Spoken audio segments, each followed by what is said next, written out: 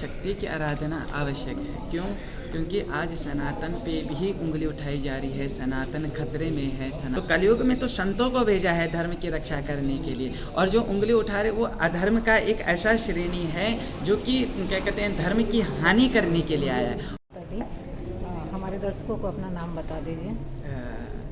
मैं पावन पुनीत उत्तराखंड धाम ऋषिकेश क्षेत्र जो तीर्थ क्षेत्र में माँ सुकन्या देव डोली के कृपा पात्र, उच्च कृपा पात्र अजय जवान, जो कि भगवती सुकन्या का एक उच्च सा सेवक हूँ।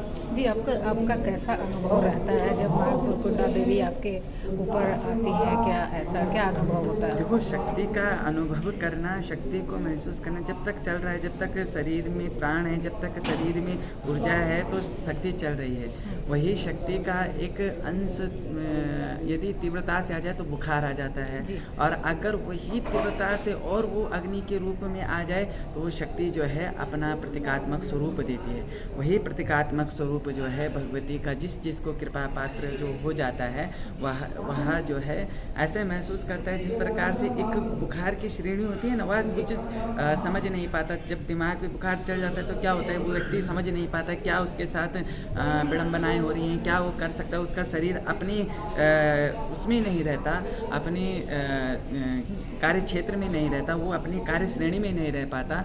वही शक्ति क्या कहते हैं जब विद्यमान होती है तो इंसान उस चीज़ को नहीं समझ सकता है। जी, तो क्या आप कितने वर्ष की उम्र से इस तरह का आपको अनुभव होता है? देखिए, ये वैसे हमारी परंपरा से निर्वाहन होता आ रहा है कि हमारे परंपरा में ये क्या कहते हैं, देवी की आराधना शक्ति जो है वो छोटे मार्ग से प्राप्त हो जाती है। ये बाल्य अवस्था से, जिस अवस्था में 5 वर्ष अवस्था में तो मुझे कृपा प्राप्त हो गई थी। चतुर्थ अवस्था में जब मैं चतुर्थ वर्ष का था तब मुझे कृपा प्राप्त इस चीज़ की प्राप्त हो गई थी।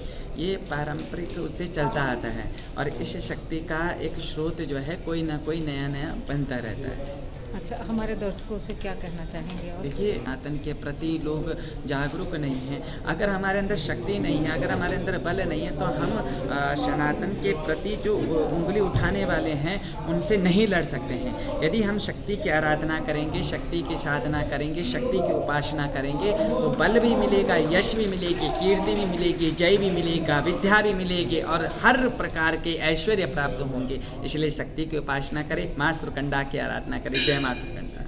कुछ लोग संतों पे उंगली उठाते हैं, तो उनके बारे में आप क्या कहना चाहेंगे? देखिए, संत समाज आया ही सनातन को जगाने के लिए है। जब भगवान ने देखा कि धर्म की हानि हो रही है, भगवान के अगर छाती धर्म की है तो पीठ अधर्म की है, जब धर्म चलता है तो अधर्म भी साथ आता है। तो भगवान ने अन्य युगों में अन्य अवतार लेकर धर्म की रक्षा करी, और जब अधर्म बढ़ेगा और तब जो है संतों के रूप में मार्गदर्शन करने के लिए, धर्म को चलाने के लिए संतों का यहाँ पर अवतरण होता रहेगा, प्राकट्य होता रहेगा। नवरात्र में इस बार क्या तैयारी होगी, किस तरह का देखने को? नवरात्रि, देखिए नवरात्रि विशेष है, नवरात्रि विशेष है। भगवती शक्ति की उपासना विशेष है, भगवती शक्ति की उपासना विशेष है। जो शक्ति की आराधना करता है, शक्ति की उपासना करता है, उसे अवश्य शक्ति की प्राप्ति होती है। मैं तो कहूँगा कि नवरात्रि हर किसी को करनी चाहिए, क्योंकि जब कोई नवरात्रा करेगा तभी तो वो शक्ति को प्राप्त कर सकेगा, और शक्ति को प्राप्त करने के लिए अन्य विध प्रकार से जो है, जो यथार्थ संभव हो सके, मंत्र जाप और भगवती की आराधना से लेकर और उसके योग कर्म धर्म जो आपसे हो सके, हर चीज़ को बढ़ाने का प्रयत्न करना चाहिए। और नवरात्र में संकल्प लेना चाहिए कि शक्ति की उपासना आज से प्रारंभ की और मरणांत तक, क्योंकि आत्मा को मोक्ष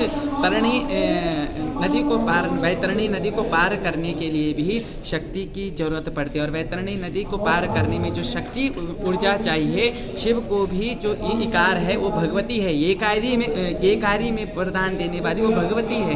उस भगवती की जब कृपा प्राप्त होगी तो आप अवश्य ही सनातन धर्म को बचा सकेंगे, और एक नए बल ऊर्जा के साथ आप आगे प्रोत्साहन कर सकेंगे। जय माता।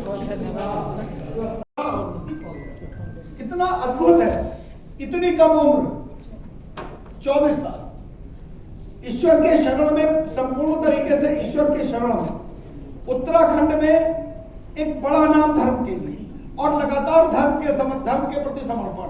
अगर सनातन का विकास ऐसे ही होता रहा तो देखिए, हम लोग तो अब जरा सा वृद्धावस्था में आ रहे हैं। वैसे अभी हो सकता है माता रानी की कृपा रहे तो काफी लंबा वक्त रहे, लेकिन भविष्य की जनरेशन, मुझे देख के लड़के को बहुत अच्छा लगा, इस वजह से मैंने इसको स्टेज पे बुलाया कि भविष्य में सनातन का ऐसे लोगों के हाथ में सुरक्षित है। और मैं आदिशक्ति जगदम्बे से प्रार्थना करता हूं कि इन लोगों का भविष्य बहुत उज्जवल हो, भविष्य में ये सनातन के लिए और सनातन धर्म के लिए बहुत कुछ कर पाए। मेरी बहुत शुभकामनाएं, मेरा बहुत शानदार आशीर्वाद।